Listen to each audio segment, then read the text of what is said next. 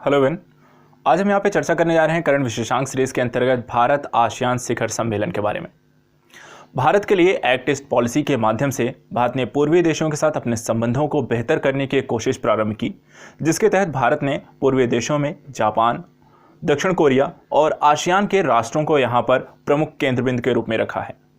इसी के तहत भारत ने आसियान के साथ अपने संबंधों को विकसित करने को लेकर भारत आसियान शिखर सम्मेलन को यहाँ पे प्रारंभ किया।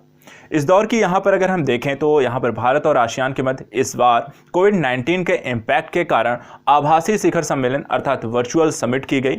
तो यहाँ पर आज हम समझेंगे इस वर्चुअल समिट में किन किन मुद्दों पर विशेष चर्चा की गई। इसके अतिरिक्त आसियान एक समूह के रूप में, एक संगठन के रूप में किस प्रकार के हैं, कौन कौन से देश इसके सदस्य हैं, यहाँ पर इनका उद्देश्य क्या है और किस प्रकार की कार्यनीतियाँ या रणनीतियाँ इनके द्वारा अपनाई जाती हैं, भारत का इसके लिए क्या उपयोग है या क्या लाभ है।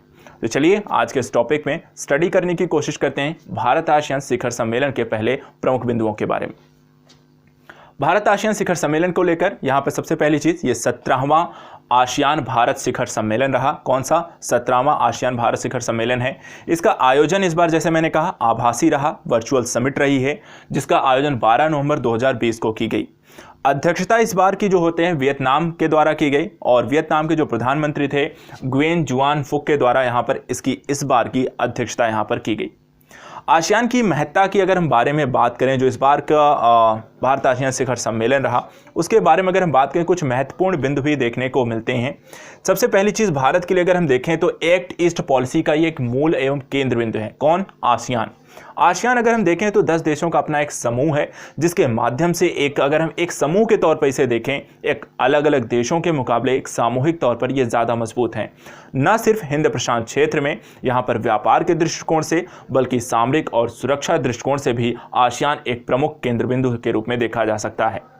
इसके अतिरिक्त इंडो पैसिफिक विजन के तहत भारत के लिए महत्वपूर्ण है। यहाँ पर जैसा कि हम जानते हैं हिंद प्रशांत का जो क्षेत्र है, वर्तमान समय में चीन का प्रभाव बहुत तेजी से बढ़ा है, जिसके कारण चाहे वो दक्षिण चीन सागर हो, प्रशांत सागर हो, वहाँ पर एक ऐसी स्थिति बन गई है कि चीन का आसियान देशों के कुछ देशों के साथ वहाँ पर उनके जो संबंध है बहुत अच्छे नहीं रहे हैं और भारत के साथ भी उसके संबंध बेहतर दिखाई नहीं देते हैं।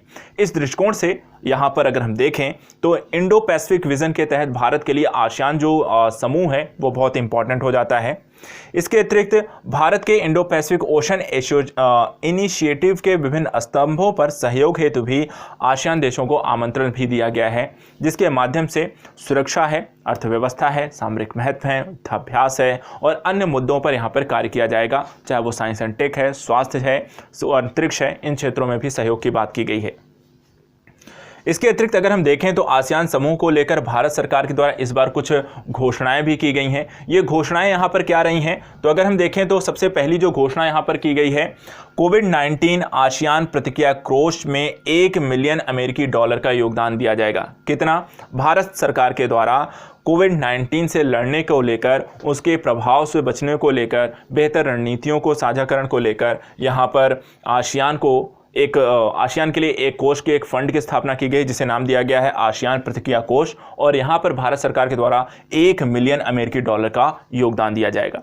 दूसरी जो बात यहाँ पर देखने को मिलती है कि आसियान कनेक्टिविटी का समर्थन करने के लिए $1 अरब की क्रेडिट लाइन का भी प्रस्ताव है। किसके लिए? कनेक्टिविटी का मतलब कि जुड़ाव किसके माध्यम से? चाहे वो संचार के माध्यम से हो, सड़क के माध्यम से हो, रेल के माध्यम से हो, वायुयान के माध्यम से हो, तो समुद्री हो, तो किसी भी तरीके से यहाँ पे जो कनेक्टिविटी है वो बेहतर करनी है और इसके लिए इंफ्रास्ट्रक्चर क्रिएट करना पड़ेगा और इंफ्रास्ट्रक्चर के लिए यहाँ पर क्रेडिट लाइन दी गई है $1 अरब की। किसके द्वारा? भारत के द्वारा आसियान देशों को। साथ ही भारत ने 2021 से 25 के लिए नई आसियान भारत कार्य योजना को भी अपनाने की बात कही है, अर्थात कि अगले 2020 के समाप्ति के पश्चात अगले 5 वर्षों में भारत और आसियान देशों के मध्य किस तरीके के संबंध विकसित होंगे, किन क्षेत्रों में सहयोग किया जाएगा और क्या वहां पर अवसर उपलब्ध होंगे, इनको लेकर एक नई कार्य योजना भी बनाई जाएगी। इसके अतिरिक्त अगर हम बात करें तो चर्चा के इस बार के भारत आसियान शिखर सम्मेलन में जो चर्चा के जो प्रमुख मुद्दे रहे वो भी देख लेते हैं। दक्षिण चीन सागर में शांति, स्थिरता, रक्षा, सुरक्षा को बनाए रखने और बढ़ावा देने, नेविगेशन, ओवरफ्लाइट की स्वतंत्रता सुनिश्चित करने के महत्व पर यहाँ पर बल दिया गया। जैसा कि हम इस वीडियो के प्रारंभ में हमने चर्चा की कि चीन का जो प्रभुत्व है दक्षिण चीन सागर पर पिछले कई वर्षों में वहां पर एक आधिपत्य स्वरूप से बढ़ा है। वो कई सारे क्षेत्रों या पूरा के पूरे दक्षिण चीन सागर को चीन कहता है कि वो उनके कह सकते हैं कि क्षेत्र में आता है, उनका एक रणनीतिक भी क्षेत्र है, उनके एक भौगोलिक क्षेत्र के अंतर्गत भी तो आता है। और इसी कारण कई सारे देश, चाहे वो वियतनाम हो, फिलीपींस हो, जापान हो, दक्षिण कोरिया, वो इसका विरोध करते हैं। आसियान देश भी इससे अछूते नहीं हैं। वो चाहते हैं कि इस देश में सभी देशों की संप्रभुता का ख्याल रखा जाए। फ्लाइट ओवरफ्लाइट अर्थात वहाँ पर उस क्षेत्र से उड़ने की स्वतंत्रता हो, प्लेन के आने जाने की स्वतंत्रता हो, व्यापार करने की वहाँ पर स्वतंत्रता हो, देशों की सुरक्षा और सामरिक महत्व वहाँ पर सबके वहाँ पर स्पष्ट होने चाहिए। तो इन सारी चीज़ों को लेकर यहाँ पर इस बार के आभासी शिखर सम्मेलन में चर्चा की गई। इसके अतिरिक्त आतंकवाद, अंतर्राष्ट्रीय कानूनों, यूएन क्लॉज जैसे साझा हित व चिंताओं के कई क्षेत्रों में अंतर्राष्ट्रीय मुद्दों पर यहाँ पर महत्व दिया गया। तो कहने का मतलब कि इस बार के शिखर सम्मेलन में भारत और आसियान देशों ने अंतर्राष्ट्रीय कानूनों को ज़्यादा महत्व दिया और साथ ही इनके पालन को भी उन्होंने कहा कि इन कानूनों का पालन भी किया जाना चाहिए। और यहाँ पर सभी स्तरों पर, क्षेत्रीय स्तरों पर भी और वैश्विक स्तरों पर भी, चाहे वो आतंकवाद के विरुद्ध यहाँ पर साझा दृष्टिकोण अपनाना हो, अंतर्राष्ट्रीय कानूनों को लागू करना हो, यूएन क्लॉज को अपनाना हो, ये सभी चीज़ें हम आपस में सहयोग करके ही साथ में आगे बढ़ सकते हैं। ये तो इस बार के शिखर सम्मेलन की बात हो गई। अब आइए समझते हैं यहाँ पर आसियान के बारे में थोड़ी सी जानकारी लेते हैं। आसियान जो समूह है वो क्या है, इसका फुल फॉर्म क्या है, गठन कब हुआ, कौन कौन से सदस्य हैं, इन सारी चीज़ों के बारे में। देखिए, आसियान का जो फुल फॉर्म है association of south east Asian nation है। क्या है? Association of south east Asian nation. यहाँ पर 8 अगस्त 1967 को बैंकॉक, थाईलैंड में आसियान घोषणा व बैंकॉक घोषणा से आसियान की स्थापना की गई। तो 1967 में आपको ध्यान रखना है। इसके अतिरिक्त ये किस प्रकार का या कैसा संगठन है अगर आपको समझना है तो इसमें दोनों तरीके के हैं। अर्थात एक राजनीतिक संगठन है जहाँ पर सभी देशों के जो राजनेता हैं वो आपस में मिल करके आर्थिक, व्यापार इत्यादि के दृष्टिकोण से एक साझाकरण, एक समझौते इत्यादि के तहत कार्य करते हैं। इसके मुख्यालय जो है जकार्ता, इंडोनेशिया में है। मुख्यालय जकार्ता, इंडोनेशिया में है। इसके संस्थापक सदस्य कौन से हैं? स्टार्टिंग में अगर हम बात करें तो ये 10 सदस्य नहीं थे। ये आपके Indonesia, Malaysia, Philippines, Singapore, Thailand, इन 5 देशों ने मिलकर के आसियान का गठन किया था। तो 5 देशों ने मिलकर यहाँ पे जो गठन किया, इसीलिए इनको हम संस्थापक सदस्य भी कहते हैं। इनका नाम ध्यान रखिएगा, कई बार ये चीज़ें पूछी जाती हैं। इंडोनेशिया, मलेशिया, फिलीपींस, सिंगापुर और थाईलैंड। इस तरह के संगठन का निर्माण करना क्यों ज़रूरी था? उद्देश्य क्या था? इन 5 देशों के द्वारा इस तरह के सामूहिक जो क्षेत्रीय संगठनों का निर्माण किया जाता है, देखिए उसके जो उद्देश्य हैं मूलतः शांति, स्थिरता, एक दूसरे का सहयोग, आर्थिक दृष्टिकोण, वैश्विक राजनीति में अपने आप को स्थापित करने की कोशिश करना। क्योंकि बहुत छोटे देश हैं और आर्थिक तौर पे बहुत ज़्यादा विकसित इनमें से देश बहुत कम है, और इस कारण से भी अगर हम देखें तो इनका आपस में मिल करके अगर कार्य किया जाए तो ये सामूहिक तौर पर एक बड़ी शक्ति के रूप में उभर सकते हैं। और इसी के तहत अगर हम देखें तो इनका जो उद्देश्य है वो सीधे सीधे स्पष्ट होता है।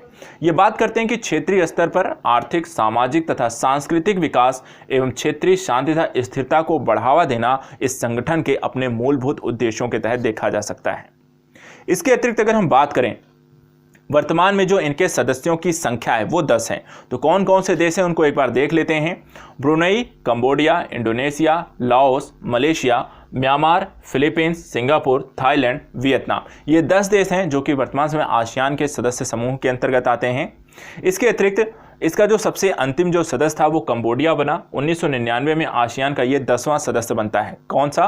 तो ध्यान रखिएगा, लास्ट अर्थात जो 10वां सदस्य था वो कंबोडिया था और ज्वाइन उसने किया आसियान को 1999 में। इसके बाद बात करते हैं कि यहाँ पर आसियान जो समूह है उसके आधारभूत सिद्धांत क्या हैं, वो किन किन क्षेत्रों के संदर्भ से यहाँ पे प्रिंसिपल के तहत यहाँ पर कार्य योजनाओं को आगे बढ़ाता है। सबसे पहली चीज़, अगर इनका हम मोटो देखें, जो आदर्श वाक्य है वो कहते हैं कि एक दृष्टि, एक पहचान, एक समुदाय। कहने का मतलब कि यहाँ पर अगर आप अलग अलग देश के रूप में विद्यमान हैं तो यहाँ पर शायद आपको उतनी प्राथमिकता ना मिले। यहाँ का जो समुदाय है, जो रहने वाले लोग हैं, उनकी अगर प्रजातीय और निर्जातीय स्थितियों को भी देखा जाए तो काफ़ी एक जैसे दिखाई देते हैं। सांस्कृतिक पहचान एक जैसी यहाँ पर इनकी दिखाई देती है, और इस कारण से अगर हम कहें तो इनका सामूहिक रूप से एक साथ आना इनको इस क्षेत्र में एक इम्पॉर्टेंस, आर्थिक तौर पर बहुत ज़्यादा इंपॉर्टेंस इनको देती हैं।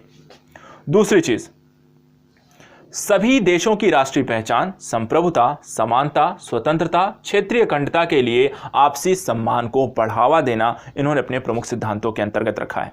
इसके अतिरिक्त एक दूसरे के आंतरिक मामलों में हस्तक्षेप ना करना, क्योंकि वर्तमान समय में इसको संप्रभुता का मुद्दा कहा जाता है, और इस तरीके से वहाँ पर एक दूसरे के हितों का ये ध्यान रखा जाए और एक दूसरे के मामलों में ना बोला जाए तो यहाँ पे सहयोग ज़्यादा बेहतर हो सकता है। शांतिपूर्ण तरीके से मतभेद या विवादों का निपटान किया जाए, प्रभावी आपसी सहयोग बढ़ाया जाए, धमकी या बल का प्रयोग का त्याग किया जाए और क्षेत्रीय स्थिरता की सुरक्षा को यहाँ पर अपने आधारभूत सिद्धांतों के तहत आसियान ने अपनाया है। लेकिन आसियान की हम बात करें तो आसियान ने अपने 10 देशों का, अर्थात ये जो समूह है, इसके अतिरिक्त भी इन्होंने कुछ प्रयास किए हैं एक समूह के तौर पर वैश्विक स्तर पर अपनी पहचान को पुख्ता करने को लेकर, जो अलग अलग देशों के साथ बेहतर संबंधों को विकसित करना, साथ ही हिंद प्रशांत क्षेत्र के जो प्रमुख शक्तियां हैं उनके साथ भी अपने संबंधों को बेहतर करने की कोशिश करना। इसी के तहत अगर हम देखें तो आगे चलकर इन्होंने कुछ अन्य चीज़ों को प्रारंभ किया, जिसमें 2003 में नवे आसियान सम्मेलन में आसियान समुदाय की यहाँ पर स्थापना की गई। साथ ही सेबू घोषणा के अनुसार आसियान समुदाय की स्थापना 2015 तक करनी थी। ठीक है, तो एक आसियान समुदाय को भी ये विकसित करना चाहते थे और उसके तहत यहाँ पे कार्य भी करना था और ये 2015 तक कंप्लीट करना है। इसके अतिरिक्त आसियान समुदाय के 3 प्रमुख भाग होंगे। कौन कौन से? आसियान आर्थिक समुदाय, आसियान राजनीतिक सुरक्षा समुदाय, आसियान सामाजिक सांस्कृतिक समुदाय। तो एक तरीके से देखा जाए तो 3 अलग अलग क्षेत्रों में यहाँ पे कार्य करने को लेकर 3 अलग अलग यहाँ पे संगठन बनाए जाएंगे। एक जो व्यापारिक दृष्टिकोण को लेकर कार्य करेगा, एक जो पॉलिटिकल और सिक्योरिटी को लेकर कार्य करेगा, और तीसरा यहाँ पर सोशल साथ ही कल्चरल इश्यूज को लेकर आपस में सामंजस्य स्थापित करने को लेकर कार्य करेगा। इसके अतिरिक्त एक और प्रक्रियागत इन्होंने स्थिति प्राप्त की, जो इस क्षेत्र के प्रमुख देश थे उन देशों के साथ यहाँ पर अपने संबंधों को विकसित करने को लेकर प्रारंभ किया इन्होंने आसियान प्लस 3। आसियान प्लस 3 की अगर हम बात करें तो यहाँ पर ये आपसी मुद्दों से निपटने, ऊर्जा सुरक्षा, प्राकृतिक गैस, तेल बाजार का अध्ययन, तेल संग्रहण एवं नवीकरणीय ऊर्जा में सहयोग को लेकर यहाँ पर इन्होंने 3 अन्य देशों के साथ अपने आप को नीतियों को, जानकारियों को और अन्य चीज़ों के बाजार को साझाकरण करने के लिए इसे आसियान प्लस 3 नाम दिया है। ये 3 में कौन कौन से देश हैं? आसियान के 10 देश हैं प्लस 3 देश, चीन, जापान और दक्षिण कोरिया इसमें सम्मिलित हैं। आगे चलकर आसियान ने अपने आप को और भी विस्तार स्वरूप देने की कोशिश की और इसको विस्तार देने के लिए एक अलग से उन्होंने गठन किया आसियान प्लस 6 नेशन का। आसियान प्लस 6 नेशन के तहत यहाँ पर पूर्वी एशियाई देशों में आर्थिक वृद्धि में तेजी लाने के लिए यहाँ पर कुछ अन्य देशों के तहत ऑस्ट्रेलिया, न्यूजीलैंड और भारत को भी इसमें जोड़ दिया गया। पहले 3 ऑलरेडी थे, चीन, जापान और दक्षिण कोरिया, जो आसियान प्लस 3 के कह सकते हैं कि सदस्य थे। उसको विस्तार करते हुए भारत, ऑस्ट्रेलिया और न्यूजीलैंड को सम्मिलित करते हुए इसे आसियान प्लस 6 नाम दे दिया गया और इसके माध्यम से पूर्वी एशियाई देश हिंद प्रशांत क्षेत्र के तौर पर यहाँ पर बेहतर व्यापारिक स्थितियों को विकसित करने को लेकर कार्य किया जाएगा, ताकि एक तेजी से आर्थिक वृद्धि को यहाँ पर सुनिश्चित किया जा सके। भारत और आसियान की अगर हम यहाँ पर बात करते हैं तो भारत और आसियान के मध्य की स्थितियों को देखें, किन किन चीज़ों पर इनका महत्वपूर्ण फोकस रहा है। तो आसियान भारत का चौथा सबसे बड़ा व्यापारिक भागीदार है। ठीक है, व्यापारिक दृष्टिकोण से अगर हम देखें तो आसियान भारत का चौथा सबसे बड़ा व्यापारिक भागीदार है। दूसरी चीज़, भारत एवं आसियान के मध्य मुक्त व्यापार समझौता यहाँ पर अभी डेवलप हो रहा है, धीरे धीरे इन चीज़ों को लेकर भी कार्य करेंगे। इसके अतिरिक्त भारत और आसियान के मध्य निम्न विषयों पर सहयोग किया जाएगा। आरसीईपी का मुद्दा भी आया था, वहाँ पर भी आसियान के देश हैं, वहाँ पे इसका सहयोग नहीं बना था। भारत ने वहाँ पे आरसीईपी के देशों के साथ और आसियान देशों के साथ अलग अलग यहाँ पे द्विपक्षीय आधार पर ट्रेड को लेकर यहाँ पे समझौते करने की भी बात कही है।